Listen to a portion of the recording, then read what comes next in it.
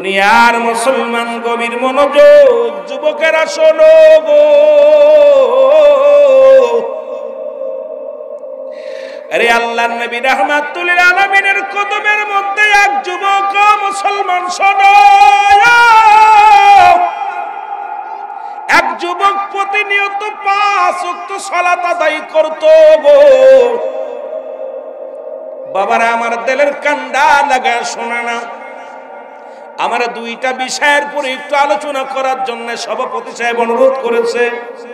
মাহফিল কমিটির ভাইয়েরা একটু মুসলমান আলোচনা করার জন্য অনুরোধ করেছেন। রাসূল বললেন, সাহাবীরা রে, তোমরা যদি 5 ওয়াক্ত নামাজ, 5 ওয়াক্ত সালাত সময় মতো ওয়াক্ত মতো আদায় করতে পারো, আমি নবী হাত ধরে জান্নাতে নিয়ে যাব। জোরে বলেন মারহাবা। এখন রাসূলের সঙ্গে জান্নাতে যেতে চান কে কে? একটু হাত তোলেন। নারায়ে তাকবীর। জোরে চিল্লায় বলেন নারায়ে তাকবীর, নারায়ে রিসালাত, নারায়ে গাউসিয়া। এ যুবক বন্ধুরা, আমার নবী বললেন আমি হাত ধরে জান্নাতে নিব গো। নবীর এক সাহাবী নাম হলো আব্দুল্লাহ আনসারী। নাম কি? আব্দুল্লাহ আনসারী, সব চাইতে গরিব সাহাবী। ও আমার বাবারা, একটু দিলের কান্ডা লাগা শুনবা গো। আব্দুল্লাহ আনসারী বাড়ি গেলেন রাসূলুল্লাহর ওয়াজ শুনে। আজকে আমি ওয়াজ করি, আপনারা বাড়ি যাবেন। বাড়ি যাওয়ার পর বিবিরে জানাইবেন, রুহুল আমিন সিদ্দিকী সাহেব এই ওয়াজ করছে, অমুক মাওলানা এই ওয়াজ করছে। ওয়াজগুলো বাড়ি নেওয়ার দরকার আছে কি না? আল্লাহর নবীর সাহাবী আব্দুল্লাহ আনসারী ওয়াজটা বাড়ি নিয়ে গেলেন। বিবি ডাক দে কয়, স্বামী, প্রাণের স্বামী,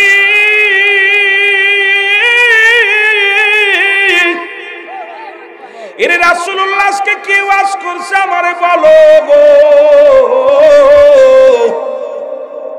রহমতের নবী কি ওয়াজ করছে আমার একটু জানাও।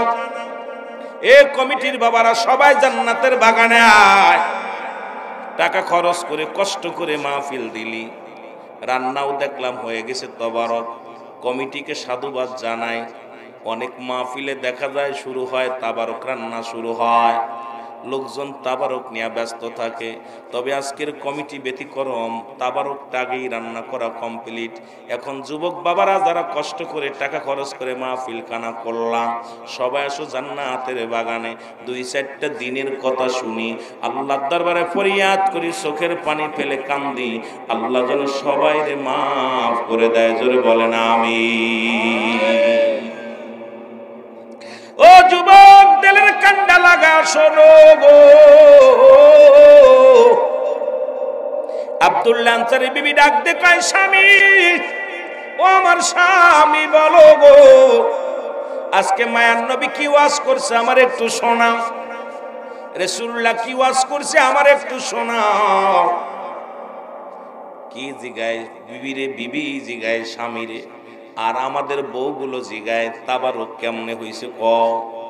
মাহফিলে কি বাদামাই ছিল না, মজাই ছিল না, বক্তার সুর কেমন, বক্তার চেহারা কেমন?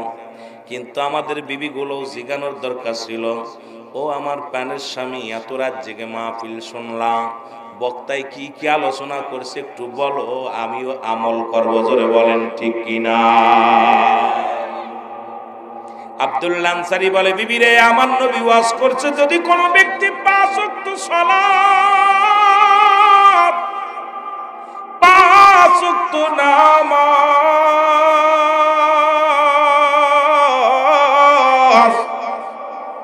সময় মতো ওয়াক্ত মতো আদায় করতে পারে, আল্লাহর নবী তার হাত ধরে জান্নাতে নিবে। জোরে বলেন মারহাবা। রে আমারে মদিনায় নিবানি ওগো নবীজি, আমারে মদিনায় নিবানি। বলেন আমারে আহা হাজি হাজী সাহেব মদিনা শরীফ জিয়ারত করাইছে, আমরাও মদিনা যেতে চাই কি চাই না? আজকে সহসভাপতি হাজী, প্রধান আজকে সভাপতি হাজী, একটু মহব্বতে বলেন আমার মদিনায় নিবানি নবীজি, আমার মদিনায়। এই পাসপোর্ট জমা দিলাম জলসায়, যাব আমরা মদিনায়। আল্লাহ, আজকের মাহফিলে সবাই প্রার্থনা করব, জমা দিব পাসপোর্ট। এই পাসপোর্ট জমা দিলাম জলসায়, যাব আমরা মদিনায়। দেখব আপনার নূরের রওজা খানি নবীজি, আমার মদিনায় নিবানি। বলো আমার মদিনায় নিবানি নবীজি, আমার ও নবী ও, আমি বাংলাদেশের মুসাফির, সাধ্য নাই মদিনায় যাবার। আমি বাংলাদেশের মুসাফির, সাধ্য নাই মদিনা যাইবার। সালাম দিলাম মাহফিলে বসি নবীজি, আমার মদিনায় নিবানি। বলো আমার মদিনায় নিবানি, আমার এর পাসপোর্ট জমা দিলাম জলসায়, যাব আমরা মদিনায়। বলেন পাসপোর্ট জমা দিলাম, ও যাব আমরা মদিনায়। দেখব আপনার নূরের রওজা খানি নবীজি, আমার আমার বাবারা জোরে বলেন আমার মদিনায় নিবানি। আমার এ দুনিয়ার মুসলমান,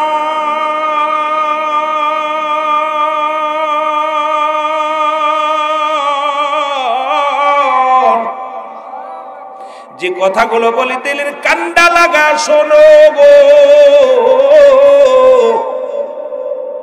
আব্দুল্লাহ আনসারী ডাক দিয়ে বলে, বিবি রাহমাতুল্লিল আলামিন, মায়ের নবী ওয়াজ করছে রে, যদি কোন ব্যক্তি 5 ওয়াক্ত নামাজ, 5 ওয়াক্ত সালাত সময় মতো ওক্ত মতো আদায় করতে পারে, আল্লাহর নবী তার হাত ধরে জান্নাতে নিবে। জোরে বলেন মারহাবা। আর একটু জোরে বলা যাবে না মারহাবা? বিবি ডাক দে কয়, স্বামী ও আমার স্বামী, আপনার কাছে সূত্র একটা দাবি করে যাই গো। জীবনে আপনার কাছে দামি কাপড় চাই না, দামি পোশাক চাই না, দুনিয়ার মধ্যে কোনো বালাখানা চাই না, কোনো ধন সম্পদ আপনার কাছে চাই না। আপনি আমাকে একটু সুযোগ করে দিবেন, আমিও যেন সময় করে 5 ওয়াক্ত সালাত জামাতের সঙ্গে, আমিও যেন 5 ওয়াক্ত নামাজ সময় মতো আদায় করতে পারি। জোরে বলেন মারহাবা। কেমন বিবি দেখছেন? এমন একটা বিবি যদি আপনার নসিবে জুটে যায়, ও মুসলমান, 3টা গুণ দেখে বিয়ে যদি করতে পারেন তাহলে কপাল খুলে যাবে। 3টা গুণের গুণান্বিত যে নারীর ভিতরে আছে গো, ও আমার যুবক বন্ধুরা শুনে না, আর দুনিয়ার মধ্যে সব থেকে বাঁচার জন্য 4টা গুণ লাগবে। এই 4 গুণের গুণান্বিত যদি কোনো নারী বিবাহ করতে পারেন তাহলে আপনার জীবন পরিবর্তন হয়ে যাবে। 1 নাম্বার হলো সতীত্বর আমানতদারি যে নারী, জীবনেও কোনোদিন কোনো পর পুরুষের কাছে যায় নাই, কোনো বেগানা পুরুষের সামনে যায় নাই, কোনো পর পুরুষের হাত ধরে নাই, কোনো খালাতো ভাই মামাতো ভাইয়ের চেহারা পর্যন্ত দেখে নাই। এই নারীগুলো যারা নিজের সতীত্ব রক্ষা করেছে রে বাবা, 1 নাম্বার সতীত্ব রক্ষাকারী নারী, 2 নাম্বার হলো মুসলমান, 2 নাম্বার হলো মুসলমান আমলদারি, 3 নাম্বার হলো মুসলমান পর্দাশীলতা নারী, 4 নাম্বার তার ভিতর রূপগুণ থাকা লাগবে। এই 4টা গুণের কোন নারী যদি কারোর কপালে একবার জুটে যায়, ওই পুরুষটা জীবনেও কোনোদিন পরক্রিয়া করবে না, ওই পুরুষ আর অন্য মহিলার দিকে তাকাবে না। আর ওই 4টা গুণের গুণান্বিত যদি কোনো পুরুষ কারোর নসিবে, যদি কোনো মহিলার নসিবে হয়ে যায়, এত ওয়াজ করে লাভ কি? সামান্য একটু বোঝার দরকার আলোচনাটা। সারা রাত আলোচনা করলাম, আমল করলাম না, বুঝলামও না। এই 4টা গুণের গুণ থাকার দরকার। ওই পুরুষটা পৃথিবীর মধ্যে তার নারীকে ঠকাবে না। যে পুরুষ তার সতীত্ব রক্ষা করেছে, আমানতদারি, জীবনে কোনোদিন কোন নারীর কাছে যায় নাই, জীবনে কোনোদিন কোন নারীর সাথে ফাহিশা কথা বলে নাই। 1 নাম্বার ওই পুরুষগুলো, যে পুরুষগুলো তার আমানতদারি, মুসলমান শুনে নাও, তার মুসলমান আমানতদারি, তার সতীত্ব আমানতদারি রাখছে। 2 নাম্বার যে পুরুষটা নামাজ আদায় করে, সালাত, যে পুরুষটা হালাল খোর বান্দা। এই এমন একটা পুরুষ যদি কোনো মেয়ের জীবনে এসে যায়, ওই মেয়েটার জীবনটা ধন্য হয়ে যাবে। জোরে জোরে চিল্লায় বলা যাবে না মারহাবা। বিয়ে করতে লাগলে 4টা গুণ দেখবে। এ যুবক, 3টা সর্বনিম্ন 3টা গুণের গুণান্বিত নারী যদি বিয়ে করতে পারো, ওই নারী জীবনেও তোমার ফাঁকি দিবে না। পৃথিবীতে বিষ খেয়ে মারা, আত্মহত্যা করবে, জীবন দিয়া দিবে, কোনদিন স্বামীর হক নষ্ট করবে না। 3টা গুণ। যুবকেরা খেয়াল কর, যেহেতু যুব সমাজ আয়োজিত আজকের মাহফিল, আমার যুবক ভাইরা গভীর মনোযোগ। নাম্বার 1 আমানতদারি, সতীত্বর আমানতদারি, সতীত্বর আমানতদারি। এখন বাংলাদেশে এই সতীত্বর আমানতদারি মহিলা, আমার মন বলে আপনাদের জেলায় 2-4টে পাওয়া যাবে বলে বিশ্বাস নেই। ঠিক কিনা? ঠিক কিনা? রাগ করেন না যদি বলতে বলতে হুজুর এগুলো আপনি বুঝলেন কেমন? বোঝা না, কারণ এখন মেয়েরা ছেলেদেরকে বিলিয়ে দিচ্ছে তাদের জীবনটা। জোরে বলেন ঠিক কিনা? আজকে সব জায়গা খুন খারাপি হওয়ার পিছনে আজকে প্রায় দেখি আজকে ধর্ষণ। একটাই কারণ হলো মহিলাদের পোশাক। কারণ তারা শালীনতা পেয়ে এমন পোশাক পরিধান করা শুরু করেছে। এ যুবক, আজকেও দেখলাম মার সামনে মেয়েকে ধরে নিয়ে ধর্ষণ করেছে। দেখলাম মা বুরকা পরা, মেয়ে দেখি বডিস পরা, গায়ে খালি গা। এই মেয়ে তো কখনো যে কলা সুলা থাকের পর মাছি বসবেই। জোরে বলেন ঠিক কিনা? কোন দি সুলা কলার উপরে যদি সুসা থাকে, তাই মাছি ঠেকানো যায় না। কথা কন না, ঠিক কিনা? মাছি চেনেন? চেন, কথা বলেন না কেন? আমি কারো তেল মেরে ওয়াজ করি না। রুহুল আমিন সিদ্দিকীর ওয়াজ, যদিও আমাকে ওয়াজ দিছে আজকে কবর হাসরের দিকে, একটু নামাজের দিকে, তবে রুহুল আমিনের আওয়াজ সবসময় বাস্তবমুখী আলোচনা করে বেশি। বাংলাদেশ ওয়ান পিস, যা জীবনে কোনোদিন তেল মেরে ওয়াজ করা শেখে নাই রুহুল আমিন সিদ্দিকী। ঘটনা হলো, দাওয়াতের আশায় আসি না এখানে, আপনারা দাওয়াত দিয়েছেন, আইসি, রিজিকের মালিক আল্লাহ, খাওয়াইছেন আলহামদুলিল্লাহ। কমিটির ব্যবহার অনেক খুশি, রিসিভ করছে, ভালো লাগছে, ব্যবহার অনেক ভালো। যিনি দাওয়াত দিছে তা তো অতুলনীয়, আমার ভাই, অনেক ভালো মনের মানুষ। তা যেটা বলতেছিলাম, যে আপনাদেরকে বলতেছে, আজকে বাংলাদেশে এই রেপ এবং জিনার পিছনে দায়ী হলো মেয়েদের এই শালীনতা পোশাক। জোরে বলেন ঠিক কিনা? আরো জোরে বলেন ঠিক কিনা? দাউসের পিতামাতা বিনা হিসেবে জাহান্নামে যাবে। এ যুবকেরা, ওয়াজ শুনবি খেয়াল করে, মাহফিল দিয়ে শুধু কান বন্ধ করে রাখবি না। আজকে দেখলাম এখানে বাজার বসছে, মেয়ে ছেলে সব এক জায়গা। আমার নিয়ে আসতেছিল যখন খাবার খাওয়াইতে, বাইরে বারবার বারণ করতে, কিন্তু কে কার কথা শোনে? আমি বলতে চাই দোকানগুলো বন্ধ করতে হবে। আর ওখানে একজন কমিটি খুব শক্ত হাতে লাঠি নিয়ে বসতে হবে। এখানে জান্নাতের বাগান, এখানে অসংখ্য মানুষ কবরে শুয়ে আছে, তাদের নেকির জন্য আজকের মাহফিল। জোরে বলেন ঠিক কিনা? এখানে মেলা নয়, এখানে আনন্দ চুরি ফিতে কেনার জায়গা না। আজকের দিন চোখের পানিগুলো, সব দোকান বন্ধ, আজকে সমস্ত ঘর বন্ধ, তালা মেরে আসতে হবে, আল্লাহর দরবারে কাঁদতে হবে, আল্লাহ আগামী বছর এই দিনটা পাবো না, আগামী দিন আমরা বাঁচবো না, আজকে গুনাহ মাফের একটা সুযোগ পেয়েছি, সবাই গুনাহ মাফ করে নিব। জোরে বলেন ঠিক কিনা? যেটা বলতেছিলাম, দাউস মেয়ে, ওই সমস্ত মেয়ে যাদের বিয়ে করা হারাম, দাউস মেয়ে বিয়ে করা হারাম। যে সমস্ত মেয়েরা মেয়ে কুলে জন্ম নিয়ে প্যান্ট শার্ট পরে, শার্ট গায়ে দেয়, যে সমস্ত মেয়ে, ভালো করে লিখে নেন, অনেক অবিবাহিত যুবক আছেন, অনেক গার্জিয়ান আছেন, আপনাদের কাজে লাগবে। কারণ আপনারও একটা মেয়ে হতে পারে, আপনিও বিয়ে করবেন, আপনার মেয়েও বিয়ে দিবেন, আপনার ছেলেও বিয়ে দিবেন। যে সমস্ত দাউস, দাউসের পিতামাতার নামাজ, রোজা, হজ, যাকাত সব বরবাদ করে দেওয়া হবে। অধিকাংশ হাজী সাহেব, অধিকাংশ মাওলানা, অধিকাংশ মুফতি ওই দাউস সন্তান থাকার কারণে সমস্ত আমলগুলো বরবাদ করে রব্বে কারিম তাদেরকে জাহান্নামে ঢুকায় দিবে। জোরে বলো আল্লাহু আকবার। যে সমস্ত মেয়েরা দাউস, দাউস চিনে নেন, দাউস, দাউস মেয়েকে বিয়ে করা হারাম, হারাম, হারাম, হারাম। এই দাউস কারা? দাউস হলো যে সমস্ত মেয়েরা মেয়ে কুলে জন্ম নিয়ে প্যান্ট শার্ট পরে, শার্ট গায়ে দেয়, পুরুষের ন্যায় চলাফেরা করে, পুরুষের ন্যায় কথাবার্তা বলে, সাইকেল চালায়, গাড়ি চালায়, তাদের সম্পূর্ণ বাজার ঘাট ইত্যাদি ইত্যাদি করে পুরুষের ন্যায়। এক কথায় পুরুষ মহিলা হয়ে পুরুষ পুরুষ ভাব, এরা হলো দাউস। এদেরকে বিয়ে করা হারাম, এদের পিতামাতা জাহান্নামী, ওরাও জাহান্নামী। আল্লাহু আকবার বলেন না? আর একটু জোরে বলেন।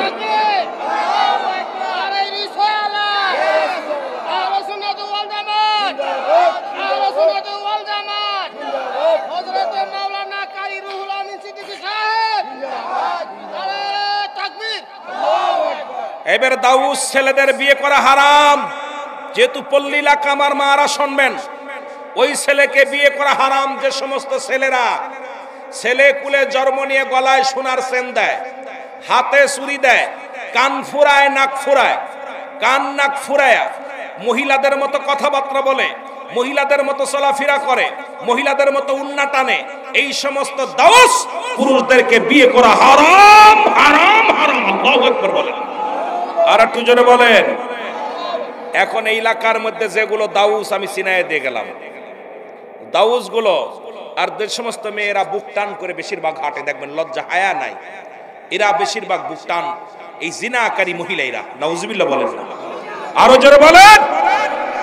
ওয়াজ, অনেক ওয়াজ, পল্লী এলাকা শুধু অনেক কথা রয়েছে, যেহেতু আমি ওদিকে যেতে পারবো না, তবুও কিছু টাচ দিতে হবে।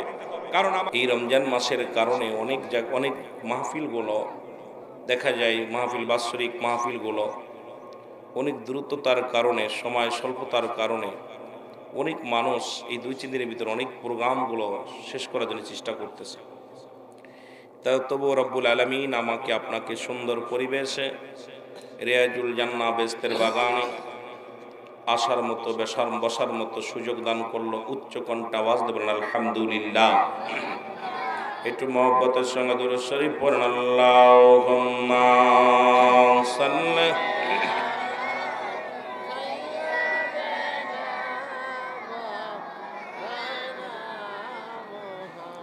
ওয়া আলা আলি সাইয়্যিদিনা।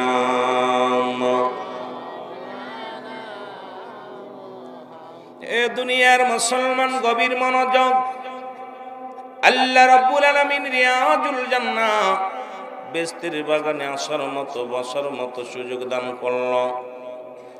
এ সময় কত মানুষ জেলখানায়, কত মানুষ হাসপাতালে, কত মানুষ মৃত্যু শয্যায় সজ্জিত। রব্বুল আলামিন আপনাকে আমাকে জেলখানায় নেন নাই, হাসপাতালে নেন নাই, সুন্দর পরিবেশ রিয়াজুল জান্নাহ বেহেশতের বাগানে বসার মতো সুযোগ দান করলো।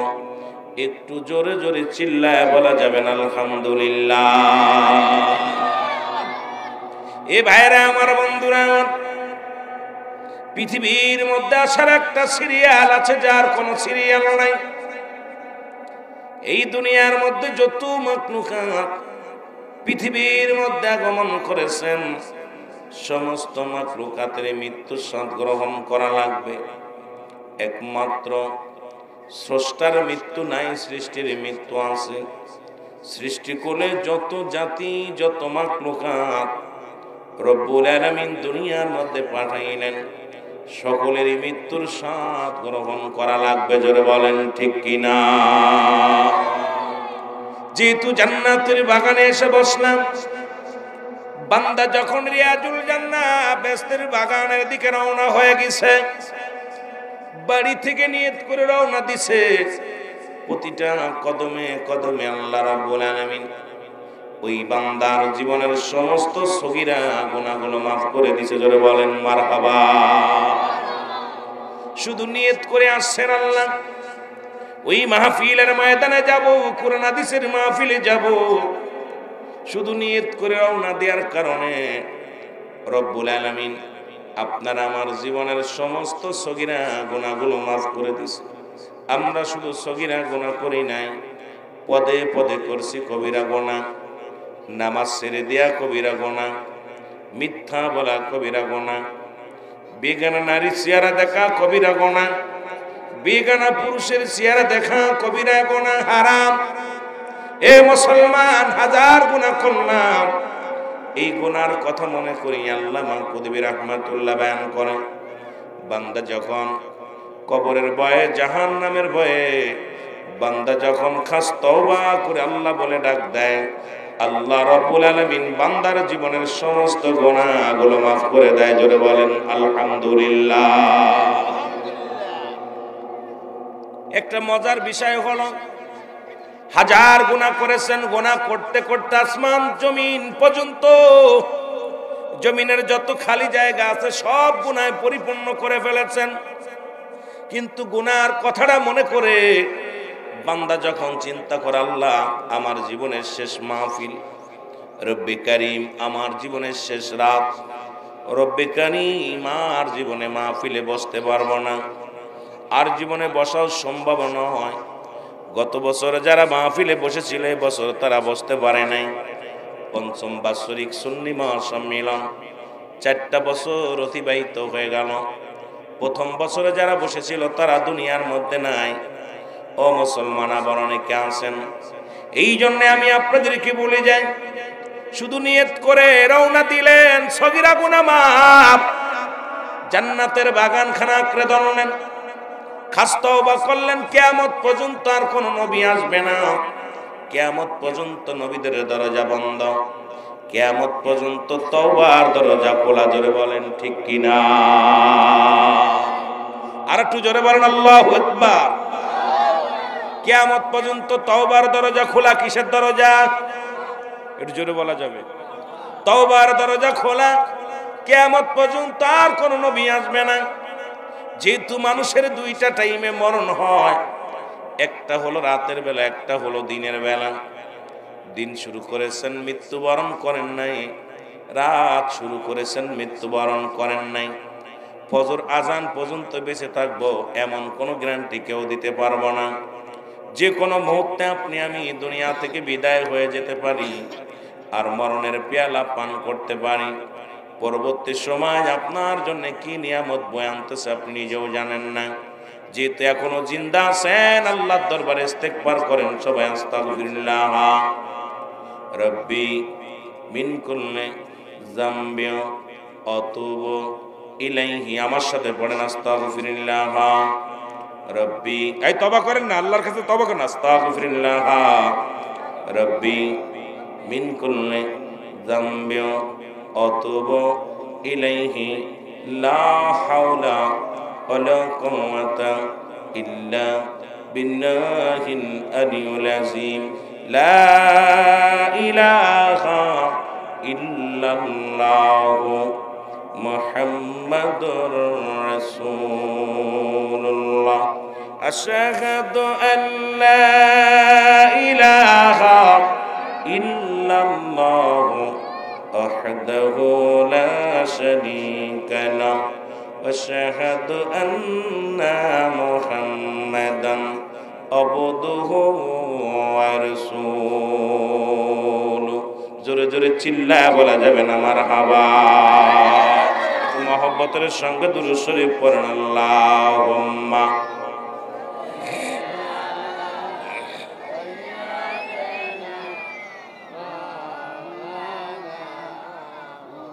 মহব্বতে বলেন ওয়ালা আলি এর বুঝলি না রে কপাল পোড়া গুনাহগারের দল, বলেন বুঝলি না রে কপাল পোড়া গুনাহগার। এর মাহফিলে বসলে পারে, মাহফিলে বসলে পারে জোড়াই তো প্রাণ, বুঝলি না রে কপাল পোড়া গুনাহগারের দল, বলেন বুঝলি না রে। এর মাহফিলে বসলে পারে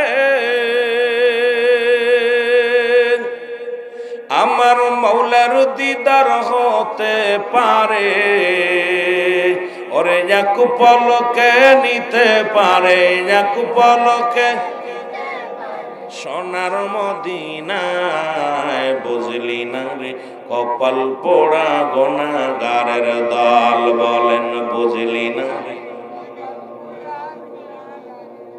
এই দুনিয়ার মুসলমান শুনে নাও, আজকে যারা এই মাহফিলের মর্ম বুঝলো না গো, একটু দিলের কান্ডা লাগায় শোনো, মদিনার মাটি মাটি, বাংলাদেশের মাটি মাটি, মাটিতে মাটিতে বেশ কম আছে কিনা? মদিনার মাটি গায়ে লাগলে গুনাহ ঝরে যায়। বাংলাদেশের মাটি আমি সিদ্দিকী সাহেব যদি বলি শরবত বানায়া খালি গুনাহ মাফ হইব, কিল গোতা 2-4টা কপালে লেখা থাকলে হয়ে যাইব, কারণ বাংলাদেশের মাটি শরবত বানায়া খাইলেও গুনাহ মাফ হইব না। মদিনার মাটি গায়ে লাগলে গুনাহ ঝরে যায়, বাংলাদেশের মাটি গায়ে লাগলে চুলকানি রোগ হয়, জোরে কোন ঠিক কিনা? মাটিতে মাটিতে বেশ কম আছে কিনা? আর একটু জোরে বলেন আছে কিনা? এর মুসলমান শুনে নাও, মদিনা শরীফের পাথরের মধ্যে চুমা দিলে গুনাহ মাফ হয়ে যায় গো। বাংলাদেশের পাথরের মধ্যে চুমা দিলে প্রস্রাবের গন্ধ পাওয়া যায়, ঠিক কিনা? পাথর তো পাথর, যদি কোনো ব্যক্তি কয় পাথর তো পাথর, পাথরেও পাথরে বেশ কম আছে। গতকালকে এই বাড়িটা ছিল দক্ষিণ পাড়া হাজী মোহাম্মদ ওয়াহাদ আলী সাহেবের বাড়ি, আজকে কিন্তু এটা রিয়াজুল জান্নাহ বেহেশতের বাগান। আজকে এই মর্যাদা হলো কোরআনের খাতিরে, আজকের এই ময়দানের মর্যাদা হলো আলেম ওলামার খাতিরে। আজকের এই ময়দানের দাম গতকালকের ময়দানের দাম এক নয়। এই ময়দানে আসলে আল্লাহ সগীরা গুনাহ মাফ করে দেয়, নিয়ত করে রওনা দেওয়ার কারণে। এখানে বইয়া খাস তওবা করলে কবিরা গুনাহ মাফ হয়ে যায়। এর মাটিতে মাটিতেও বেশ কম আছে, এই জন্য আমি আপনাদেরকে বইলা যায়, আজকে এই জায়গাটার নাম হলো রিয়াজুল জান্নাহ বেহেশতের বাগান। আগে বেহেশত, তারপরে হলো বাগান।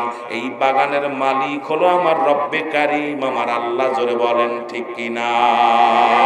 ওরে কেউ বুঝিতে পারে না রে আল্লাহ তাআলার খেলা, বলেন কেউ বুঝিতে আল্লাহ তাআলা। আল্লাহ তারে ইচ্ছা তারে দিয়া মিলাই প্রেমেরি মেলা, দয়াল যাহারে ইচ্ছা তারে দিয়া মিলাই প্রেমেরি মেলা, কেউ বুঝিতে। সখী প্রচন্ড ঘুম আসছে, একটু জোরে জোরে বলেন না, সবাই একটু আনন্দ দিয়ে আলোচনা করেন, আস্তে আস্তে আলোচনার মধ্যে চলে যায়। কেউ বুঝিতে পারে না রে আল্লাহ তাআলার খেলা, বলেন কেউ বুঝিতে। অবশ্য 30 বছরে যার জ্ঞানা কি ফোটে না,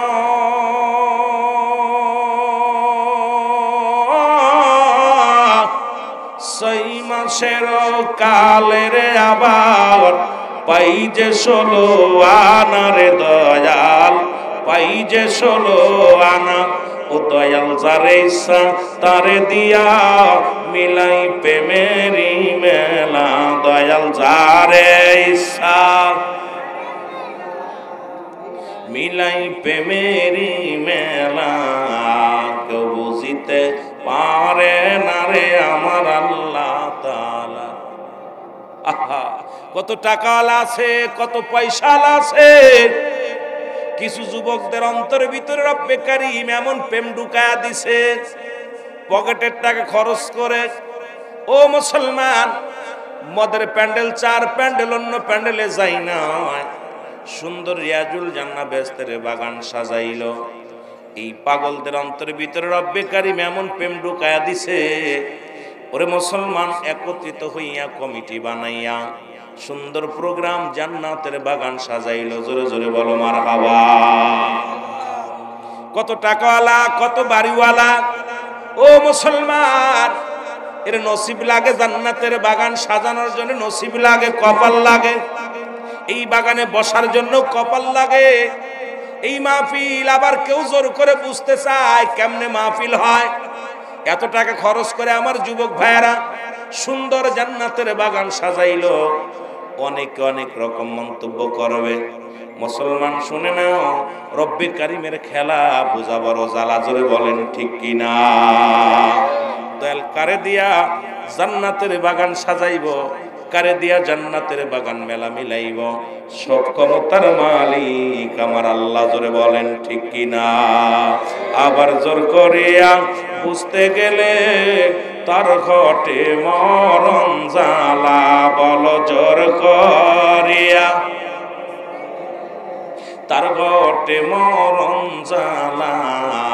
কেউ বুঝিতে পারে না রে আল্লাহ তাআলার খেলা।